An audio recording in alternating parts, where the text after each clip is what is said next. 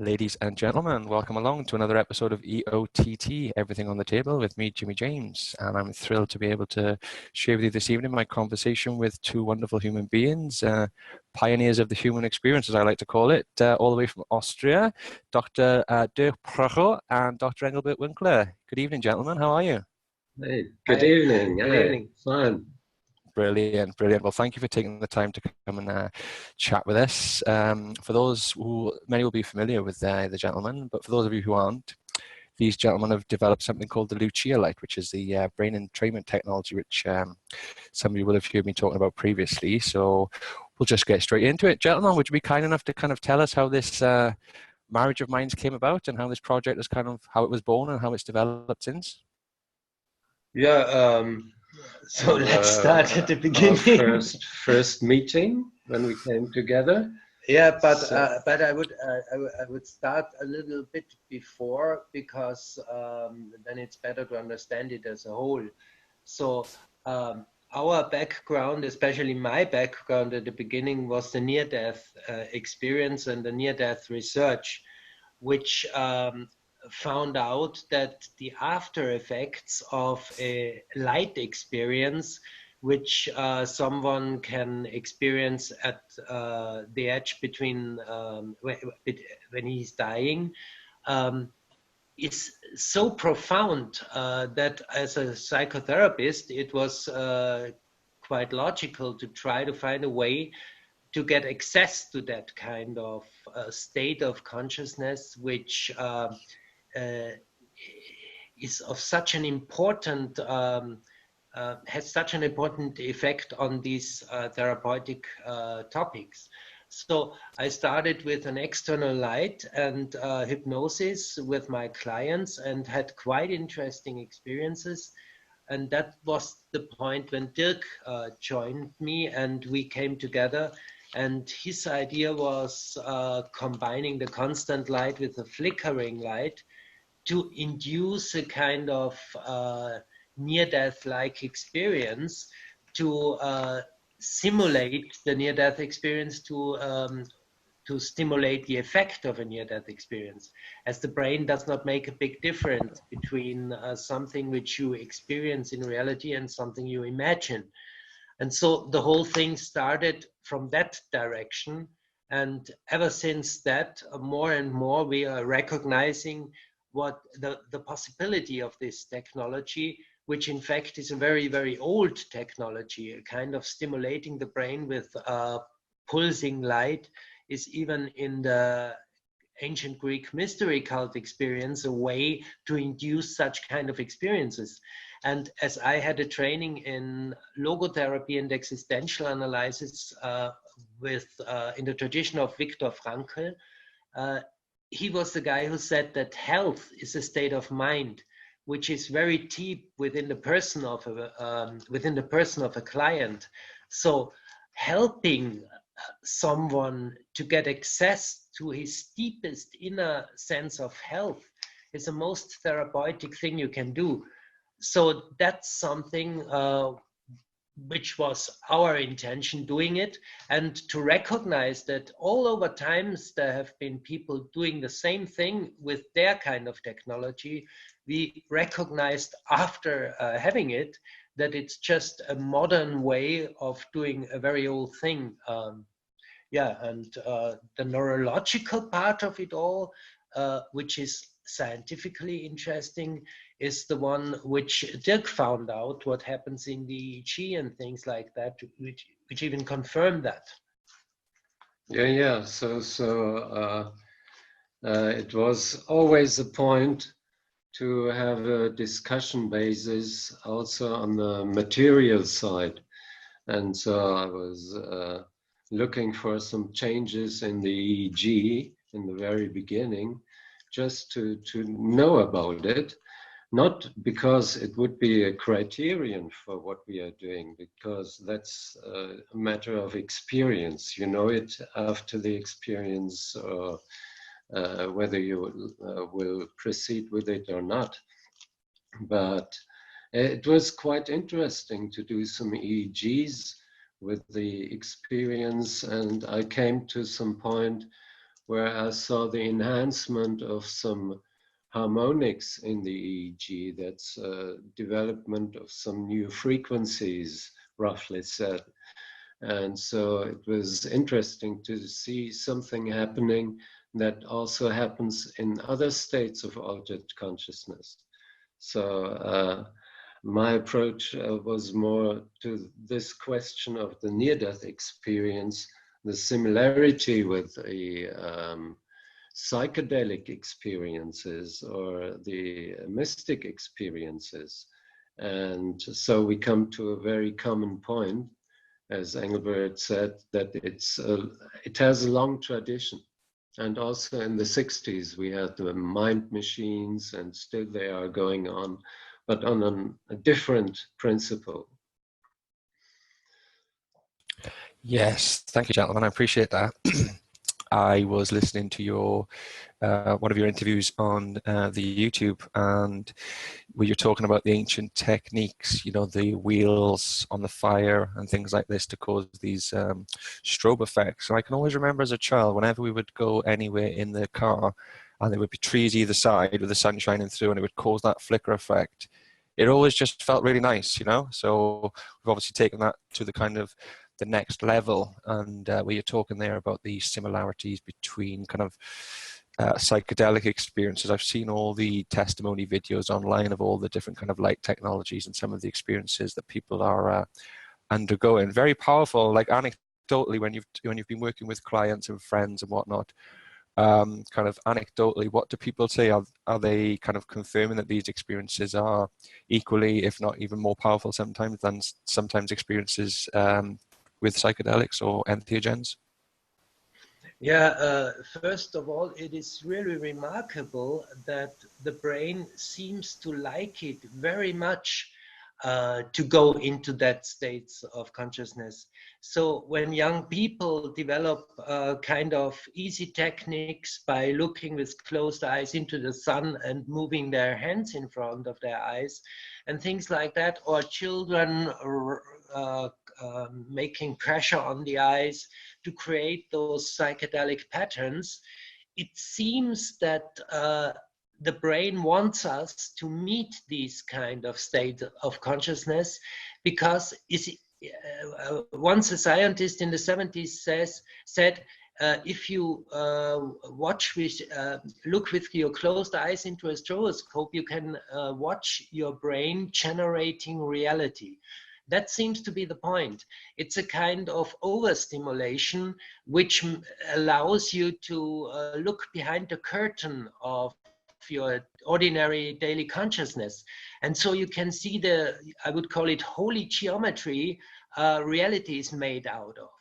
So for me, the most impressive thing of a near-death experience is as beautiful as it sounds and as overwhelming as it is, the description of it, it's nothing that it is added in the time you die, but it's something which stays when the rest goes away. So there are layers of consciousness which lay over it. And as you go through these layers, at the core, you will find this experience deep within yourself. And to experience that is definitely something which reduces all kind of anxiety, because you see that there, at the end, nothing worse can happen as that you return to that core. So you live your life very, very much more easy than before, as the after effects of the near-death experience clearly show. And the people are less able to be manipulated and get rid of their rights because they are so afraid of. So, Dr. Winkler, we got a little bit cut off there, but essentially I think you were kind of getting to the issue of what I've heard you discuss previously, is that kind of we only need authorities because people are afraid of themselves, and that's kind of what you're getting into there. Yeah. I think for me that's the core of any kind of psychotherapy, the core experience, to experience yourself in a way that you can allow yourself to be just the person you are. It's that easy. But what that means, with all which belongs to that, is a kind of heavy experience. And in the moment you have it, there is nothing to fear anymore. And this is the effect, the main intense effect of the near-death experience, which is the reason for its therapeutical potential. And the therapeutical potential is individual. So as this core experience produces very individual therapeutic effects, it's just as Milton Erickson said, as a psychotherapist, you are not allowed to know what's wrong with your client, and even worse, what could help your client, because that can only know the client itself. And it's just your task to go with him, his direction, and to stay with him in case he needs you. That's what you do as a psychotherapist. And the other, if establish it by itself, the deeper he allows himself to go into it, the more intense will be the individual fact which establishes itself. We've seen things which are totally unbelievable, but you never ever can say it will happen that way or another way. It always happens in an individual way, and we are not allowed and we are not able to know. That's the most beautiful of our job, I would say. Thank you, Dr. Winkler. I appreciate that. Yeah. Would you be kind enough to share some of your more kind of memorable experiences of kind of really deep and powerful and transformative experiences that you've experienced either yourself or perhaps, I know you have client-patient confidentiality, but perhaps you could talk to us maybe about kind of experiences that you've seen on the ground, maybe without going into too much detail of, you know, personal details or whatever. I can share with you with the two examples for two different kind of dimensions of that experience. There is one case, it's now a 76-year-old woman who was my client at the time I developed the light machine. And so she was, as one of the first clients who used it, she used it all the time ever since. And she worked in church at the beginning. Now she's out of work. And she had a very tight connection to the Catholic Church and to the theology of the Catholic Church. But after the light experience, she said that she had the impression that she found an easy access to that which she always was searching for in her religious ambition. And so she looked in the church differently at the burning candles, and the eternal light made total different kind of sense to her, because she said she could find that in herself. And she always used to hear the sweet air of Johann Sebastian Bach when she had a very, very psychedelic experience. And she was always crying when it got most intense, that much she liked it. And it definitely changed her attitude towards her real situation, which is that she is getting older and is in a painful condition physically, which did not change, but the way she experienced it changed totally. And the other case is a person who was he was a farmer in the southern part of Austria. He fell down 3 meters on concrete and was severely injured. He did not recover sight after 1.5 years of rehabilitation, and they told him that it will stay that way, so he was definitely blind. And he was with a physiotherapist who had the lamp, and a physiotherapist who combines the lamp with physiotherapy, because the body responds differently to it. And he was curious how this definitely blind client would react on it. And after, I think, not much more than 3 or 4 treatments, he suddenly rose, shook his hand, and could see again. This was totally remarkable, and we've seen the medical records, which are quite interesting if you see that. and nobody knows why that happened and how this could happen. And I never would expect it to happen again, or even if there would be the same kind of situation leading to the same kind of output. We don't know things like that. And it's, as I told you before, we are totally unable to know. We're just sometimes standing there disbelieving what we are seeing. And as it always is, goes into a good direction for the people. And it seems, for me, I would say that always something which they needed most at that situation or could help them most seems to establish itself if they allow themselves to go into it without any kind of, I would say, expectations which they hold very strong on to them. Then nothing much will happen except that it's a beautiful experience. And at the University of Sussex, of course, they found out that there is a tight connection between the psychedelic experience induced by drugs and the experience which is induced with Lucia.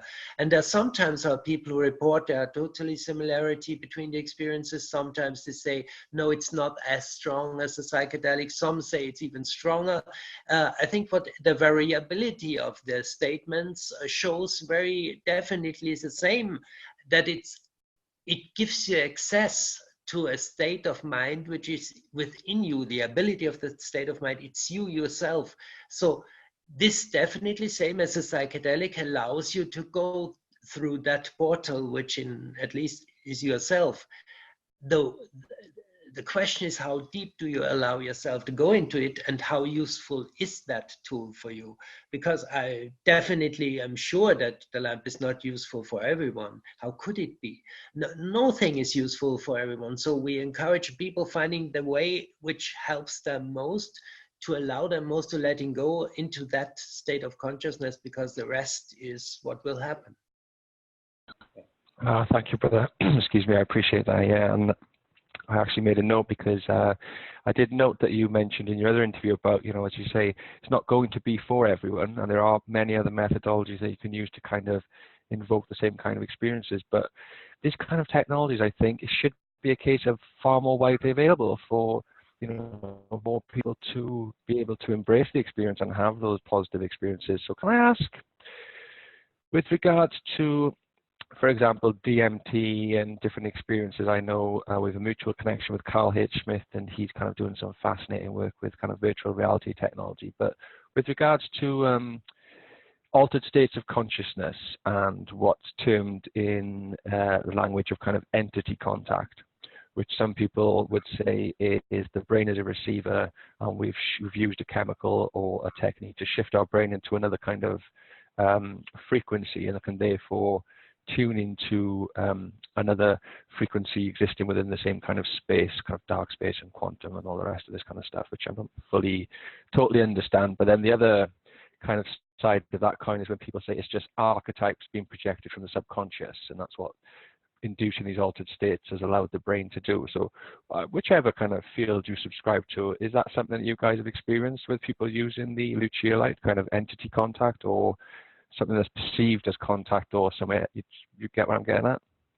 Oh yeah, I can definitely say that with my clients, I've nearly seen all those kind of elements, which also can be found in a near-death experience or in a psychedelic experience. Contact with kind of entities, but the main point here is, again, if we are making concepts about it, maybe psychological concepts, spiritual concepts, whatever, it's just that we are trying to grab something which is not possible to grab it with concept.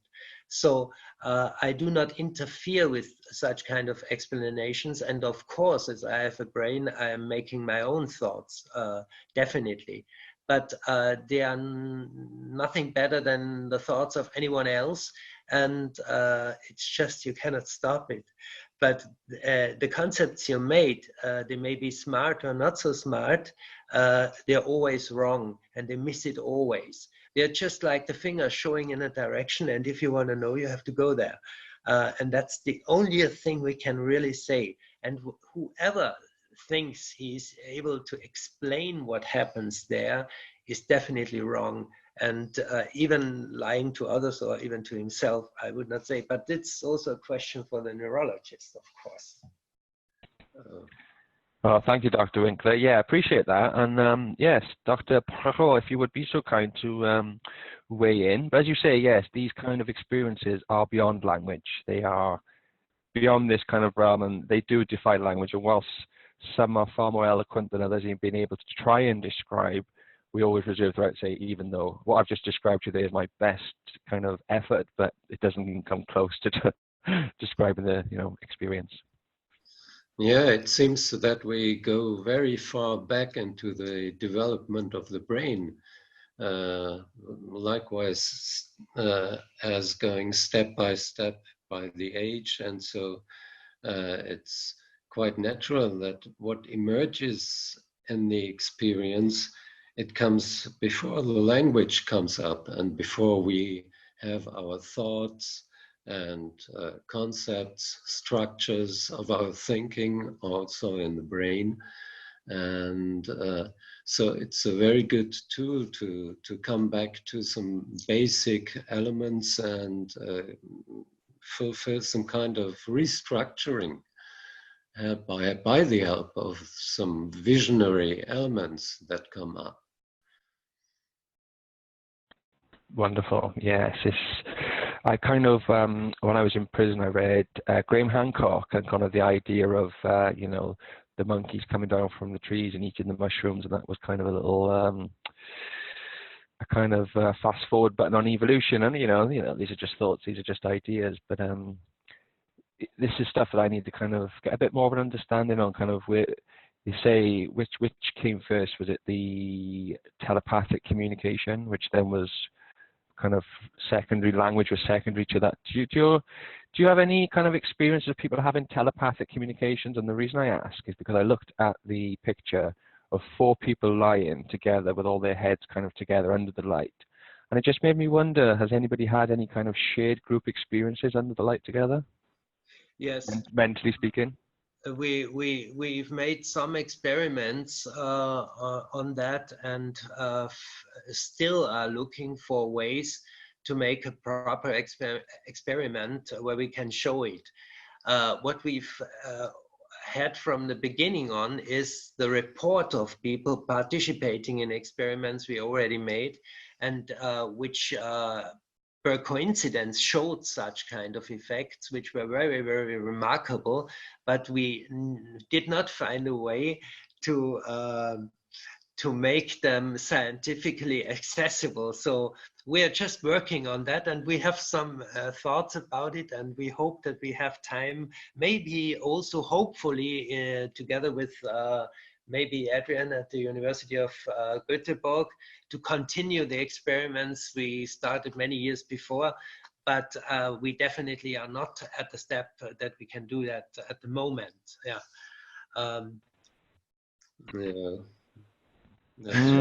No, it's interesting stuff, and this is all the kind of stuff we need to be exploring. I feel there's so much money going into kind of things that they would be far more kind of beneficial to explore kind of inwards, kind of exploring outwards. There's a lot of stuff that I think we can find the answers from within, which is why I've always had this kind of idea where I wanted to combine sensory deprivation tanks with the brain entrainment light technology. Do you have any kind of people who you've been speaking with who've combined the two together? I thought I had an original idea, to be honest, a few years back, and then I saw that someone in America was already doing it. So there's no such thing as an original idea, but yeah, it's not that kind of widespread. I can surely say that. But do you have any kind of anecdotal experiences of people telling you of using them together, especially with regards to kind of extended floating and extended with the light as well, to really kind of go in deep and peel away all those layers? Well, not at the same time, but one doing after the other. And I just know that they appreciated this in combination, as you can combine the light with different tools. But in the most cases, it's better to have the different tools. For example, the floating tank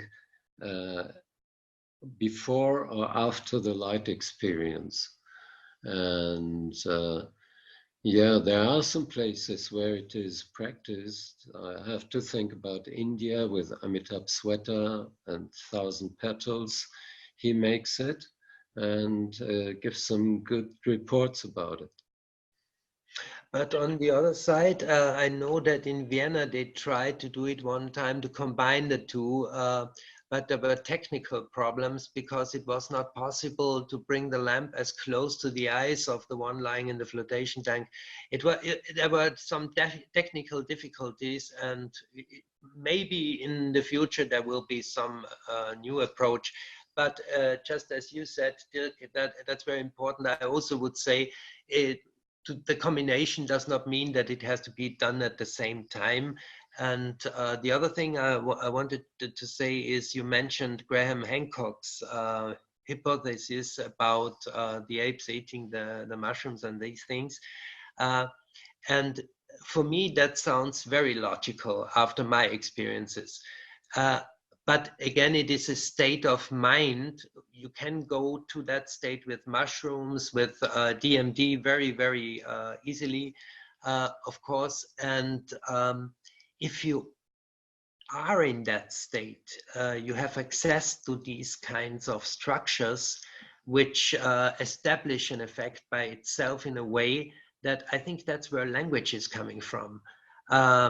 And I know there is a work of different kind of scientists who try to find out a kind of universal language inside of these geometric patterns.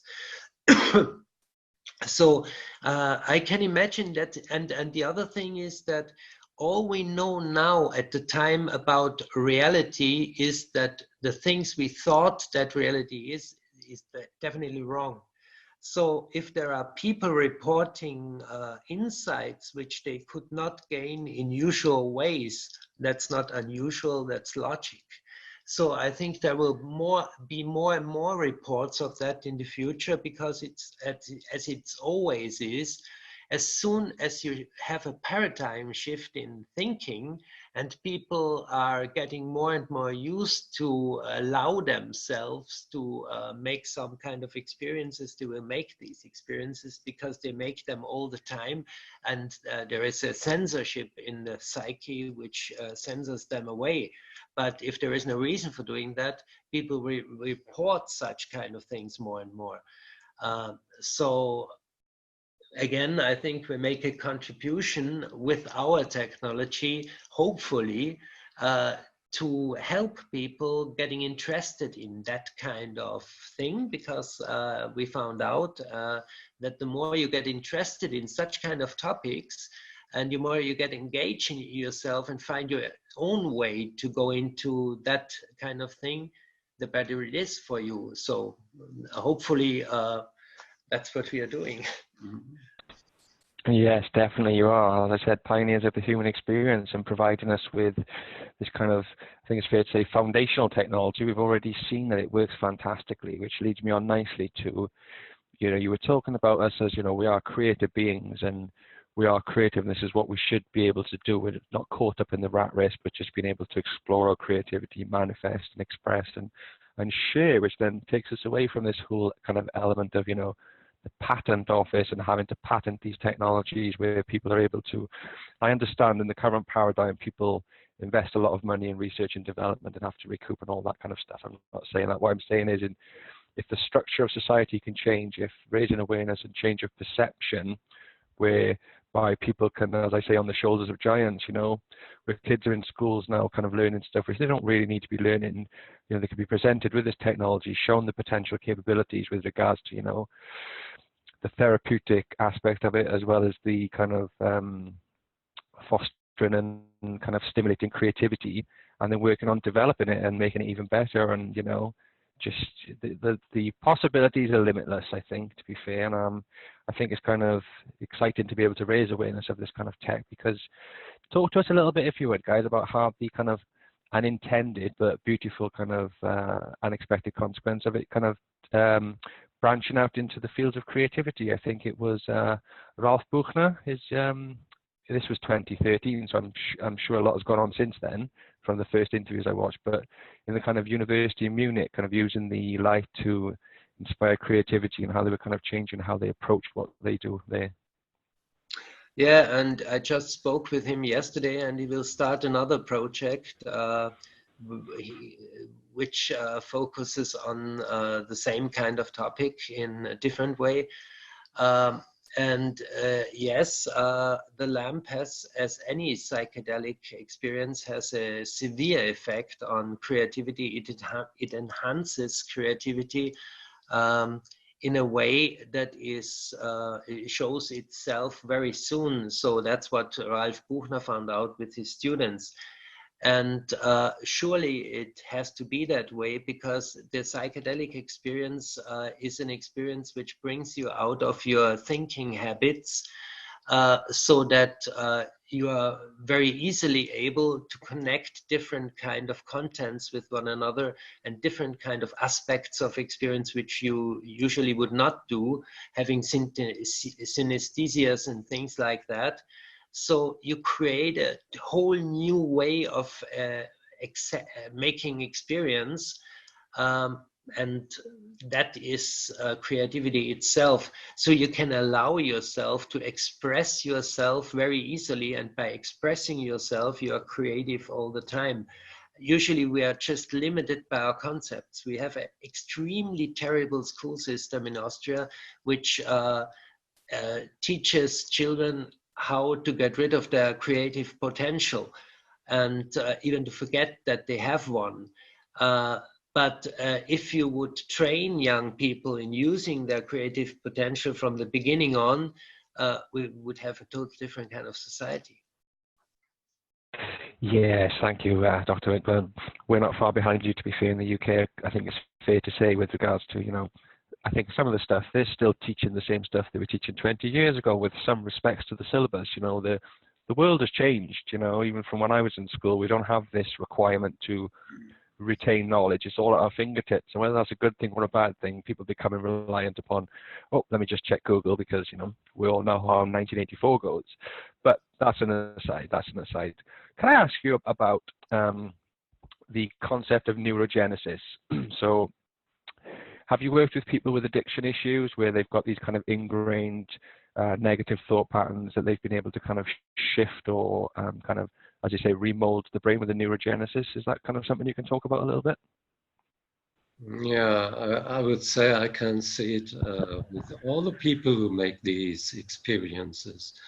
It's more very basic tool that we have by this lamp to come to restructuring of thoughts, as well as neuronal pathways in our brain.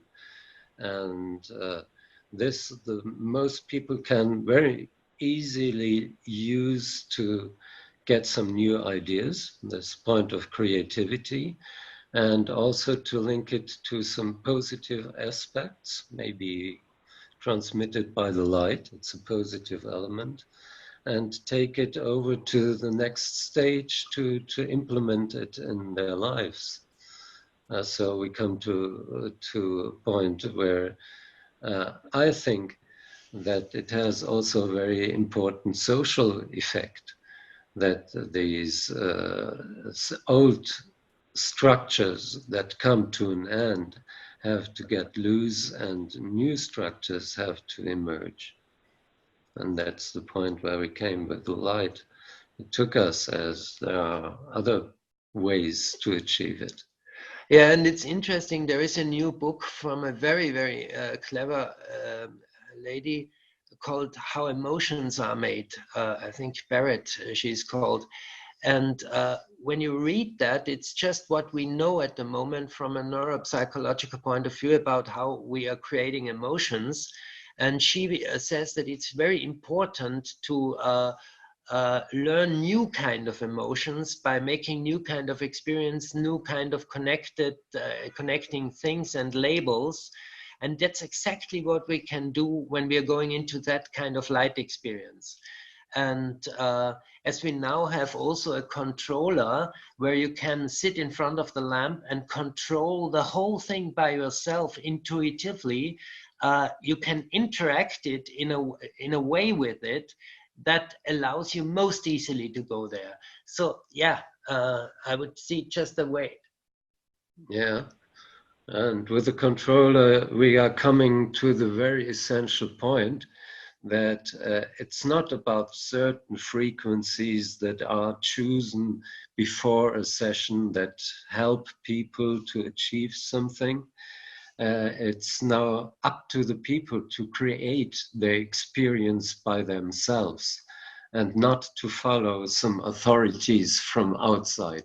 May it be healers, may it be doctors, maybe psychotherapeutic. That's the point. When we've seen effects like people using the controller going to a certain point where they see something they like very much and then stopping there. And at the same time, when they stop, you see that the brain is taking over in a way that afterwards they describe an experience which changed much more than as if a session would go on. But this time the change was made by the way they were looking into the same kind of combination of frequencies, which is shown at that time with the controller. So that's the point. There is nothing, and it's also at that level, when it's at the combination of frequencies, there is no one who can pre-install them for you. You have to do it by yourself, always new and always afresh, because you will do it always differently. It's not the frequency, it's not even the combination of it, it's what you experience. You're shaping your experience by it. And yes, you are always a new and a fresh, you're always doing it in a new and a fresh way. And there is nothing theoretically to be said about it, and there is no competence outside of yourself. And there never was a competence outside of yourself. That's the experience which makes you that you're not be afraid anymore. Oh, wonderful, wonderful. Yeah, no, it does resonate. And it's almost as if essentially you are the kind of sitter, you know, as you say with the psychedelic experience, someone takes a psychedelic and you have a sitter to make sure everything's fine. It's the same situation.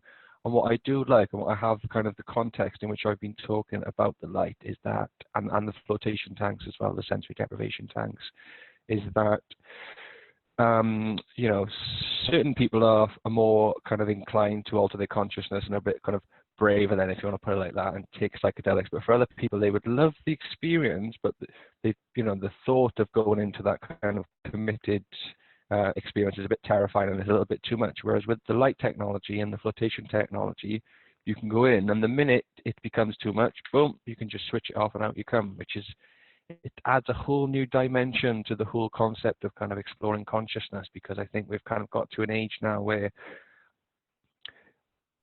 the plants will always be there, and of course nature is always nature and we always connect with nature, but I do feel like there are certain elements of technology which is fair to say have been kind of taken down nefarious paths. But with things like this is where we can use technology for our benefit. And I know that you gentlemen know what Carl H. Smith is about and his kind of vision, which is why everything he says resonates with me very strongly. So yeah, that's kind of where I'm at with it, really. I think with regards to kind of these altered states of consciousness, you know, this talk of the light stimulating endogenous DMT, and I think it's fair to say the jury is still out on that one. We've had a few little studies here and there, and correlations being made between rats and whatnot. And I think I have seen some stuff where people were suggesting that it has been shown now that, you know, it's produced in the lungs. I think we know this. That's quite kind of clear. But the thing about it being produced in the brain, what can you talk to me about with regards to the light technology and that it possibly does stimulate endogenous DMT production through the pineal? Well, that's more hypothetical at the moment. Yes. Because still we don't exactly know by proof whether there is DMT in the human pituitary gland. But the experiences that people have under the light are comparable to the experiences having taken mushrooms or LSD.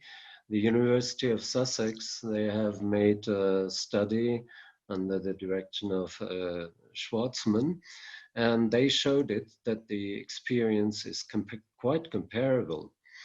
And by this, it's very probable that the stimulation by light, at least in the flickering phase, helps the body to produce something like psychedelics. May it be the substances or may it be the receptors, but it comes to the same point.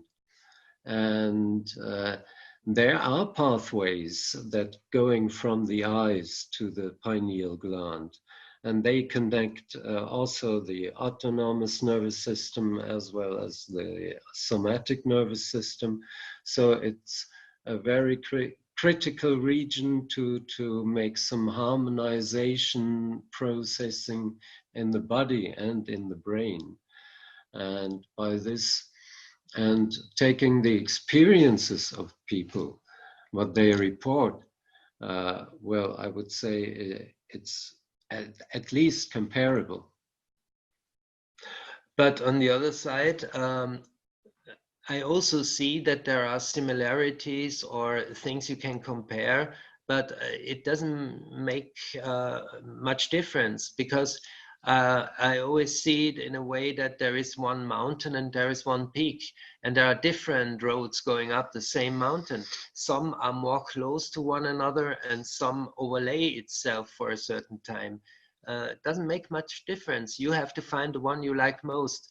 And for me personally, I would say especially the breathing, to combine it with breathing, the light and the breathing, it induces a kind of experience which for me comes closest to the DMT or 5-MeO DMT experience. But on the other side, if you just use the technology or compare it, for me personally, I don't think that there is something more effective to show it in a shorter instant of time than with 5-MeO or DMT. It's of course. But on the other side, as I am more the person who like it more going easily into it and play a little bit with things, because with 5-MeO there's nothing to play anymore. I like to go in the direction, play myself a little bit with it, and coming closer and closer to it. That's my way. And by doing the breathing, I find a way to go into it as deep as I want by my own means. And you can combine it with the lamp, getting it even more effective, or with, which I like to do, with closed eyes and the sun, of course. So and there was one case where Anthony Beek was with at the, I think it was Brighton maybe, or where, I'm not sure, where one lady, I think it was a lady, after a lamp session said she had a taste of metal in her mouth, and Anthony says that might be because of some kind of DMT release. But on the other side, Ed Frexka from the University of Debrecen, of the Psychiatric Hospital of Debrecen, and also at the Breaking Convention regularly, he found out that there is a tight connection between the lung generalizing DMT and keeping your breath. And when I started doing my experimentations with keeping the breath, I found out that after about 20 seconds, it gets really interesting. And in that talk of Frexka, he said after about 20 seconds, he found out that the lungs are generating the DMT.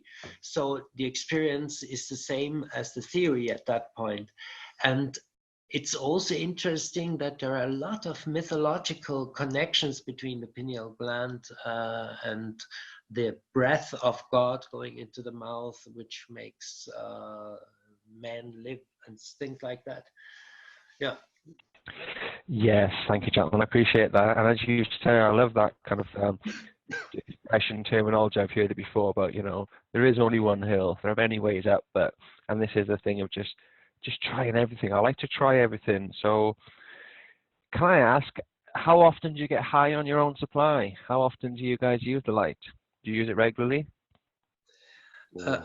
No. So I do it very irregularly. So can be that I don't do it for weeks. Then I do it several times a day, as I like it. Yeah, as and when you need. Yeah. Yeah. And do you have a certain program, or I say program, but do you have a certain kind of practice that you will use as a kind of, the people say blow the cobwebs out, or kind of just a bit of a reset?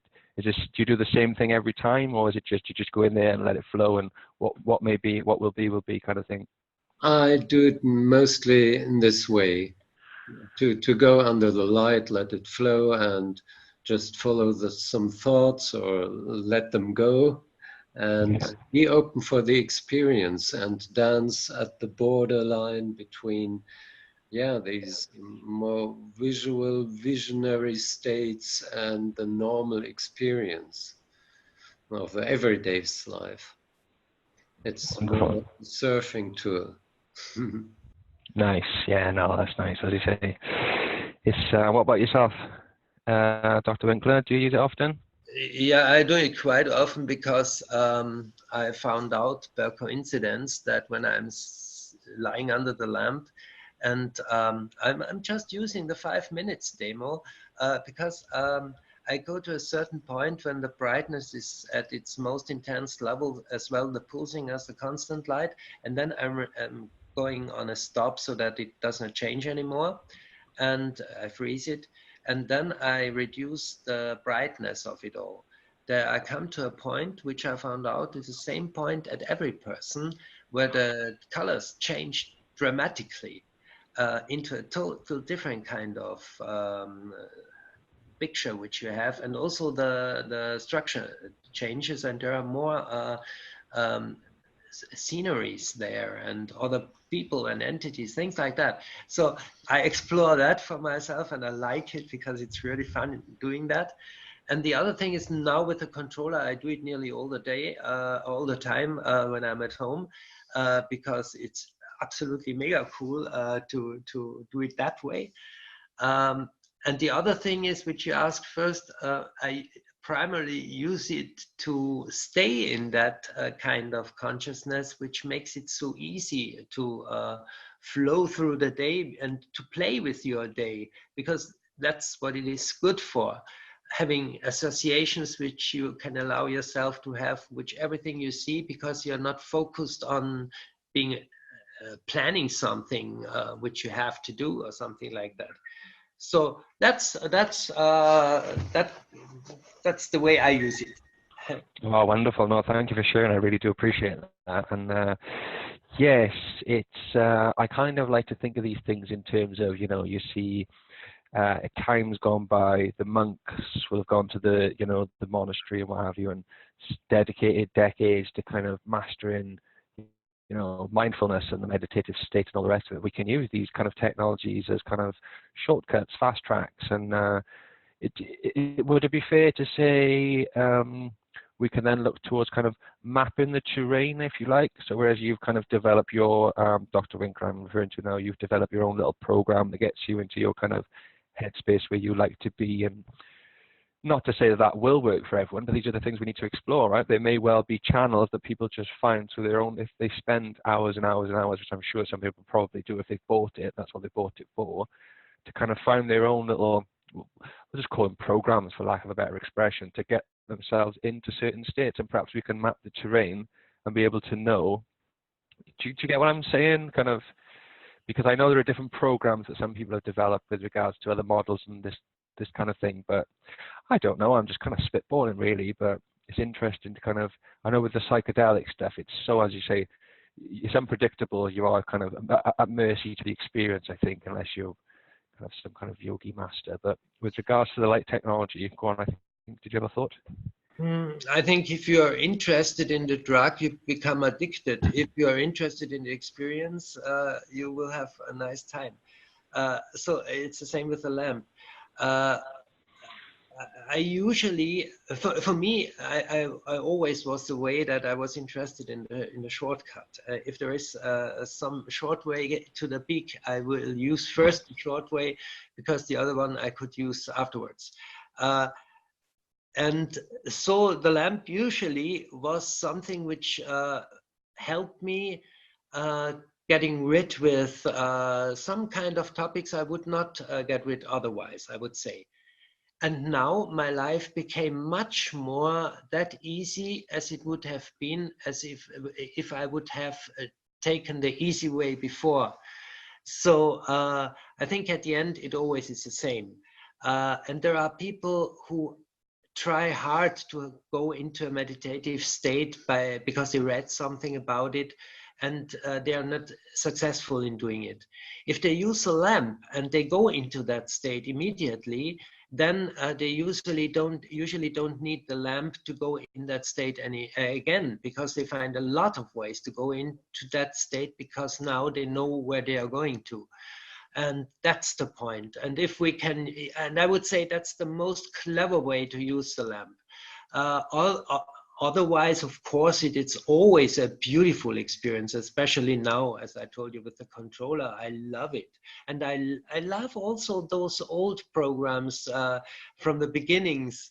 I look at them and I see them from a technological point of view, of course, but otherwise I also look at them and freeze them at a certain point and just enjoy the way of combination of frequency and brightness. Ah, it's wonderful. I really appreciate it, because as you say, it's just exploration, right? Life is a game and we're just exploring it day in, day out and doing what we can. So, oh, it's been a fantastic conversation, gentlemen. I really do appreciate it. Was there anything you wanted to round off to or recover, or have you got anything coming up quite soon, talk-wise or anything like that? I know you're at the Breaking Convention. I think I'm waiting for it to go up online. It hasn't gone up yet, I don't think. Oh, yes, no. Yes, no. We do not think too much in the direction of the future. We just see what happens next.